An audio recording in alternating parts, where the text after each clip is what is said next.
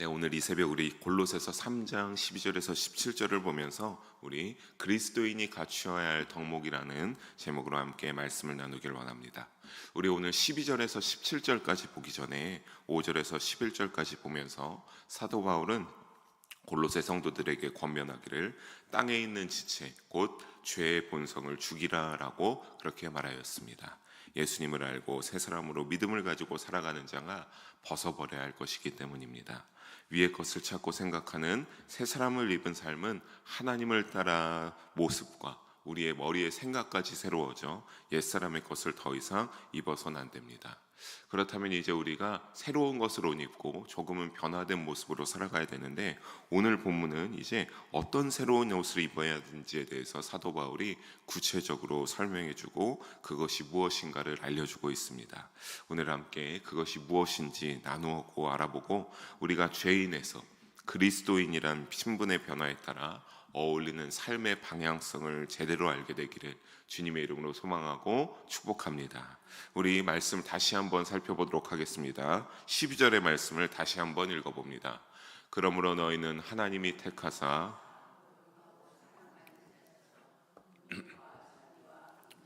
온유와 오래 참음을 옷 입고. 아멘. 오늘 12절에 보면 다시 또 그러므로라고 시작하고 있습니다. 이것은 예수님을 믿고 새 사람을 입었다라고 하는, 좀 전에도 말씀드린 그 주제가 있죠. 그 주제 안에서 벗어나지 않게 해주고 있도록 계속 말씀을 이제 이어주고 있는 그러한 뉘앙스를 비추고 있습니다. 골로새 교회 성도들을 향하여 하나님이 택하사 거룩하고 사랑받는 자라고 부르고 있는데요, 이것은 본래 이스라엘을 향하여서만 주로 쓰여진 표현이었습니다. 선택받은 백성이었기 때문에 이스라엘을 향하여서 너희가 하나님이 택한 거룩하고 사랑받는 자다라고 했었죠. 하지만 이제는 어떻습니까? 골로새 교회 성도들을 향하여서 그렇게 표현하고 사도 바울이 부르고 있는 것을 보게 됩니다. 왜 그렇습니까? 하나님께서 이스라엘을 택하셔서 이렇게 부르신 것처럼 이제 옛사람의 옷을 입고 벗고 새 사람의 옷을 입어 하나님을 믿고 예수님을 구주로 시인하며 믿으면서 나아가니 골로새 교회 성도들을 부르는 것은 바로 새 사람을 입었다라고 하는 것에서 이런 것들이 이제 신분이 바뀌어서 너희는 하나님이 택하신 거룩하고 사랑받는 자가 되었다라고 하는 것으로 표현되어서 그렇게 쓰여진 것입니다.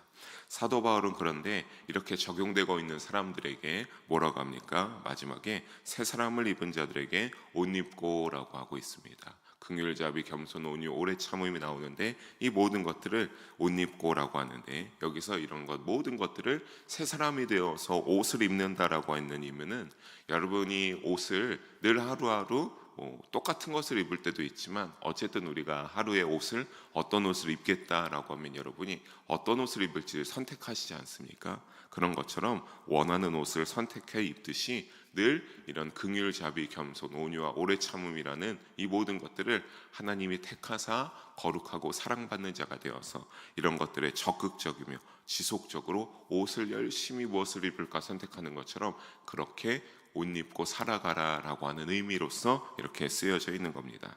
그러면 앞서서 어떤 옷을 입으라고 하고 있습니까? 긍휼, 자비, 겸손, 온유, 오래 참음을 너희가 옷 입어라라고 사도 바울이 권면하고 있습니다.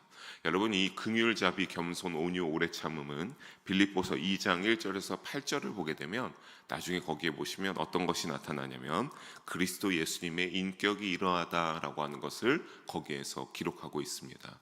그러니까 새 옛사람을 벗어버리고 예수님을 이제 믿겠다, 내가 그렇게 의로워지는 새로운 옷을 입고 살아간다라고 하는 사람은 결국에는 무엇을 입어야 되는 겁니까? 바로 예수님의 인격을 닮아가는 옷을 입어야 함을 사도 바울은 골로새 교회 성도들에게 말하고 있는 것이죠. 또 이것들을 옷 입어야 하는 이유는 무엇입니까? 바로 우리가 무엇을 통하여서 여러분이 죄인에서 의인의 자리로 갈 수 있었습니까?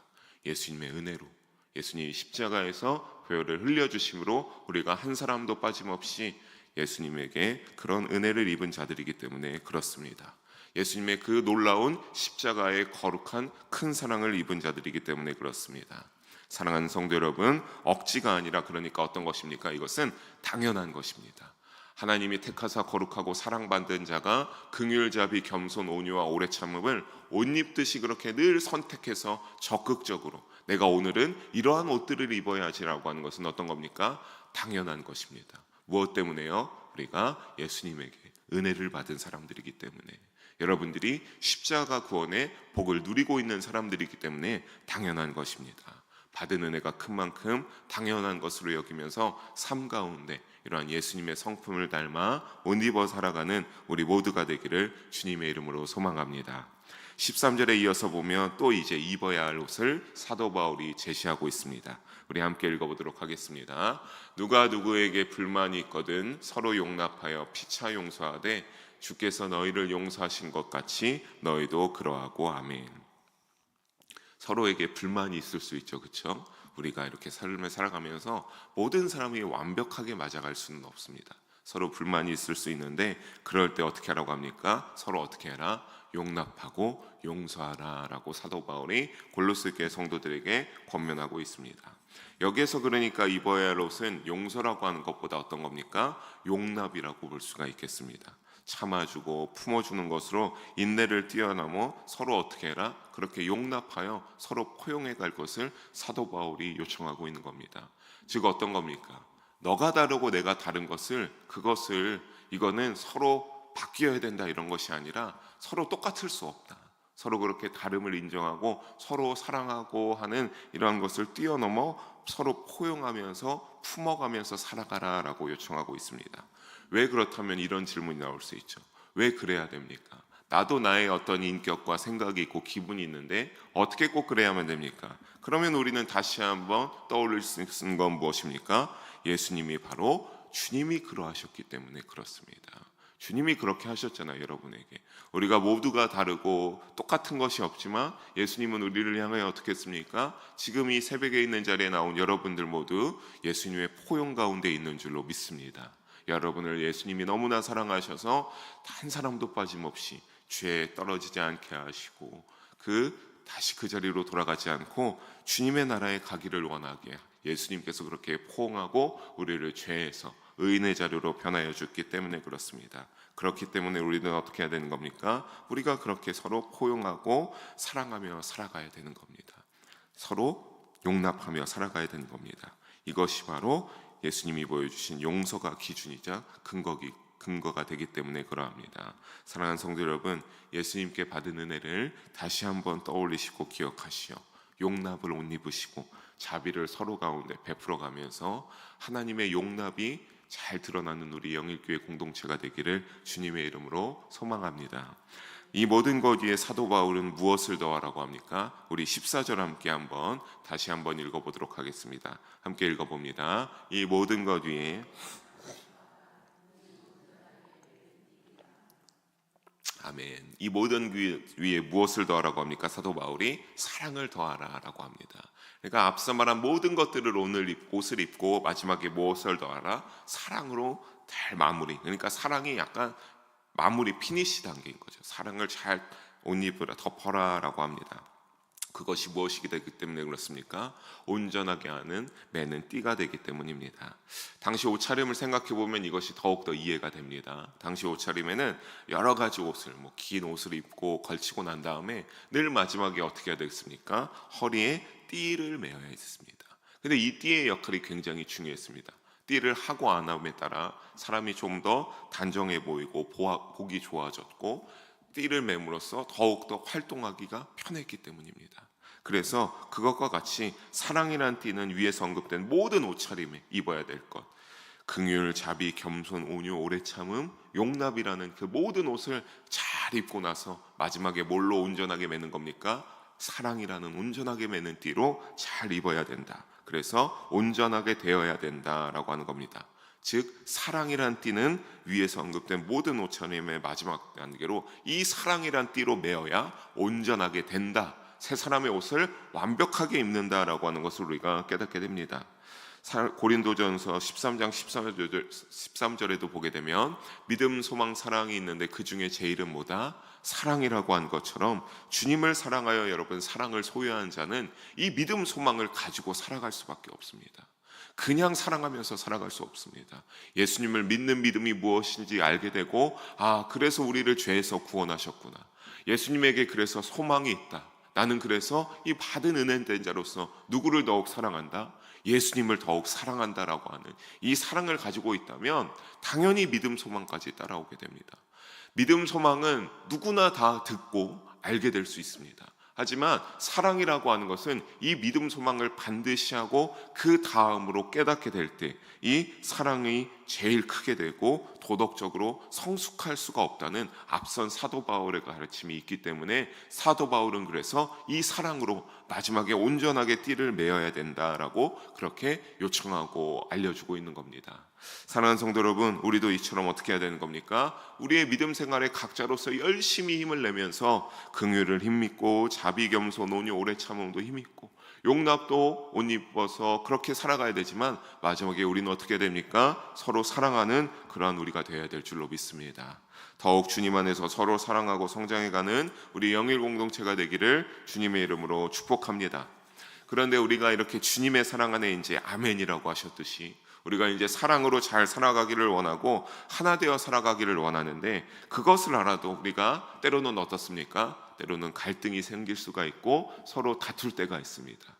우리가 그러니까 거기에서 알 수 있는 것은 무엇입니까? 우리가 이것을 지금 들어서 모든 예수님의 성품을 따라 옷 입고 사랑이라는 온전한 띠를 마지막으로 메어서 우리가 그렇게 살아가기를 원하는데 우리가 그렇게 살아가는데 늘 우리에게 무엇이 있다? 그것을 완전하게 이루어지는 그 중요함을 아는데 우리가 완전하게 이루는 데는 우리 힘만으로는 이루기가 쉽지 않다라고 하는 것을 알 수가 있습니다. 사도 바울도 이를 알았습니다. 그래서 사도 바울은 어떻게 할 것을 권면합니까? 15절을 함께 읽어보도록 하겠습니다. 그리스도의 평강이 너희 마음을 주장하게 하라. 너희는 또한 감사하는 자가 되라. 아멘. 어떻게 하라? 그리스도의 평강이 우리의 마음을 주장하게 하라 라고 사도 바울이 권면하고 있습니다.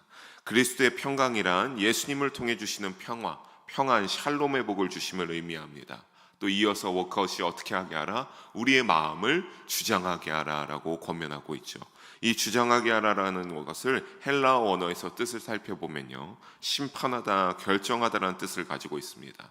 즉 모든 상황 속에 판단하여 결정한 기준이 누가 되어야 되는 겁니까? 그리스도의 평강이 되는 것으로서 하나님 나라 은혜의 통치를 받게 되는 것을 뜻하게 됩니다. 곧 예수님의 평강 속에 우리가 거할 때 주시는 평화의 샬롬의 복이 우리에게 임하게 되고 우리는 마지막 절처럼 어떻게 되는 결과로 도달하게 되는 겁니까? 감사하는 결과로 이어지는 것을 우리가 깨닫게 됩니다. 그냥 감사할 수 없습니다. 그냥 내가 잘나서, 내가 믿음이 생겨서, 내가 소망이 있어서, 내가 앞서 말한 모든 옷을 입어서 내가 감사할 수 있고 내가 그렇게 화평 가운데 하나님의 샬롬의 복 가운데 나아갈 수 있느냐? 그것이 되지 않는단 말입니다. 왜냐하면 우리는 늘 어떤 것이 있기 때문에 그렇습니까? 원죄의 속성을 가지고 있고 연약함과 부족함이 있기 때문에 그렇게 열심히 살아가거나 하지만 완벽하게 그것이 될 수는 없습니다. 그래서 우리가 어떻게 해야 되는 겁니까? 늘 노력해야 되는 겁니다. 1분 1초 하루하루 삶을 살아갈 때마다 믿음으로 살아가기 위해서 노력할 것을 요청하고 있는 것이죠. 그렇게 할 때 우리가 어디에 충만히 잠기게 되는 겁니까? 그리스도의 평강에 우리가 잠길 수가 있는 겁니다.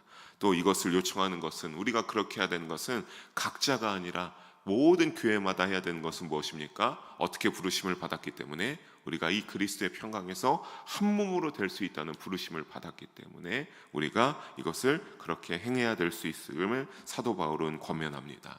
16절을 이어서 함께 보겠습니다. 16절을 이어서 보면 이러한 모든 것 가운데 이래서 이제 결정하면서 그리스도의 평강 가운데 평화의 공동체가 되기 위해서 결정할 기준을 알려주는데 그 그리스도의 평강 가운데 우리의 머리로 결정할 수는 없잖아요. 그래서 기준으로 제시하는 것이 무엇입니까? 그리스도의 말씀이 너희 속에 어떻게 하라? 풍성히 거하게 하라. 우리가 그리스도의 평강이 기준에 하는 것은 우리가 그런 그리스도의 모든 상황에 그리스도의 주님께서, 예수님께서 어떻게 원하실까를 이제 그것을 생각하면서 결정해야 되는데 그 기준을 무엇을 삼아라? 예수님의 말씀, 예수님이 하신 말씀에 그 풍성함에 거하여서 결정하라라고 하는 겁니다. 풍성히 거한다는 것은 단순히 말씀을 잘 알고 암기하는 것 차원에서 그치라는 것이 아닙니다. 말씀 속에 있는 복음들이 담겨져 있지 않습니까? 그 복음이 우리의 믿음의 삶의 한 걸음 한 걸음을 지배하고 우리의 삶을 형성하게 해야 됩니다. 각자 날마다 말씀으로 충만하여야 하고, 충만히 받은 말씀의 지혜로 서로가 어떻게 해야 되느냐, 서로가 가르치는 스승이 되어서 어떻게 하면 올바른 믿음의 길로 우리가 더 잘 갈 수 있을까, 올바른 믿음의 길로 우리가 함께 가자, 이렇게 권면하며 서로 하나님께 대한 찬양을 감사하는 마음으로 올 것을 오늘 16절에서 사도 바울은 권면하고 있습니다. 각자가 이렇게 한다면 결국에 우리는 어떻게 되겠습니까? 여러분 생각해 보십시오. 한 몸을 우리가 공동체로 부름 받았기 때문에 그리스도의 평강 가운데 거해야 되는데, 그것을 어떻게 해라? 너희가 그리스도의 말씀에 너희가 풍성히 거하고 그 여기서 오는 복음의 지혜로 너희가 서로 권면하면서 올바른 믿음의 길로 가고, 예배 가운데 시와 찬송은 구약의 말씀들을 의미하는 것이죠. 시라는 것은 그 모든 말씀들을 감사하고 찬양하며 신령한 노래 부르며 우리가 예배하는 마음으로, 감사하는 마음으로 나아갈 때, 그럴 때 우리가 어떻게 되는 겁니까?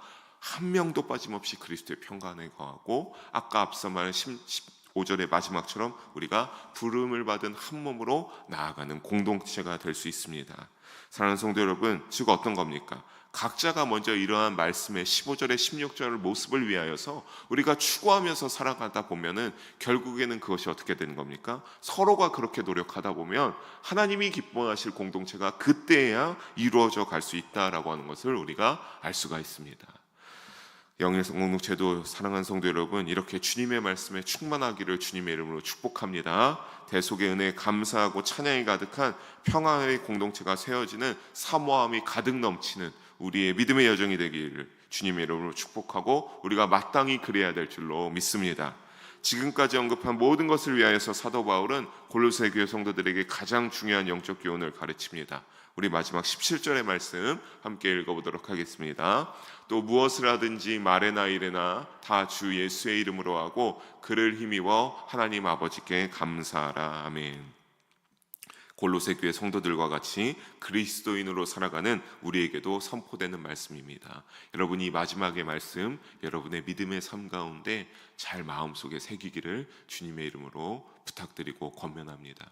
저도 이 말씀을 저희 집 앞에 써서 달아놨습니다. 늘 갈 때마다 무엇을 하든지 우리 성도님들의, 제가 목사로서 성도님들을 마주할 때 이래나 저도 늘 부족함이 있지만 그것을 볼 때마다 어떻게 하는 겁니까? 그래, 오늘 하루도 어떻게 해요? 예수님의 이름으로 하루를 살고 예수님을 힘입어 내 부족함과 연약함을 다 채워주시고, 그것을 통하여서 내가 부목사로서 사역을 감당할 때 하나님 아버지 앞에 감사하게 된다. 내가 누리는 모든 것들을 감사할 수 있다라고 하면서 이것을 우리의 사택의 입구 앞에 써놓고 그렇게 살아가고 있는 건데요. 늘 삶 속에서 무슨 말을 하든지 무슨 행위를 하든지 예수님의 이름 아래서 그를 힘입어라는 이 사도 바울의 권면의 요청이 우리 여기에 모인 듣는 모든 영의 성도님들, 또 온라인에 듣는 이들에게도 이렇게 하루를 살아가시기를, 늘 믿음의 삶을 전진하시기를 주님의 이름으로 축복합니다.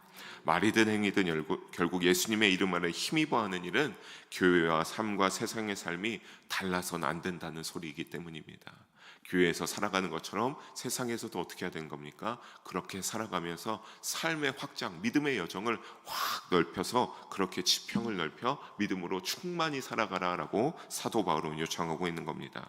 결국 우리의 신앙의 모습이 교회 예배당에서 국한되어서는 안 되는 것이죠. 세상으로 나아가게 되고 생활 전반으로 확장되므로 어디서 여러분 가운데 믿음의 열매가 주렁주렁 열리게 되기를 주님의 이름으로 소망합니다. 그럴 때 우리는 어떻게 되겠습니까? 17절 마지막처럼 저와 여러분 모두가 우리가 한 사람도 빠짐없이 하나님 예수님의 이름으로 선포하며 살아갈 수 있음에, 나의 예수님의 이름에 선포하며 살아가며 나의 믿음의 열매가 맺히는 일에 하나님께 감사로 영광 돌리는 우리 모두가 될 수 있을 줄로 주님의 이름으로 믿고 소망하며 축복합니다. 말씀을 정리합니다. 그리스도인이 갖추어야 할 덕목은 결국 무엇입니까? 예수님이 보여주신 성품, 사랑, 평강, 감사, 말씀 중심의 삶을 따르라는 중요한 영적 교훈을 깨닫게 됩니다. 잘 압축하면 결국엔 이건 한 문장인 겁니다. 우리가 갖추어야 할 덕목, 그리스도인이라는 이 타이틀에 어울리는 예수님이 보여주셨던 모든 것을 잘 따르라는 영적 교훈입니다. 깨달은 대로 오늘 하루의 삶도, 이번 한 주의 삶도, 남아 있는 우리 모든 믿음의 삶도 어떻게 해야 될까요?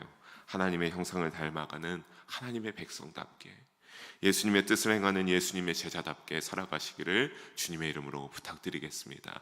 그리고 사도 바울이 말한 것처럼 그렇게 동일한 영적 교훈으로 받으면서 살아가기를 권면합니다. 그래서 영의 성도 각자가 이 덕목을 행하기 위해 각자 노력하고 그것이 영일 공동체 전부에 자리 잡혀서 결국에 우리가 하나님을 영화롭게 하는 믿음의 삶이 살아가는 영일교회 공동체가 되기를 각 성도님들이 되시기를 주님의 이름으로 간절히 소망하며 축복합니다.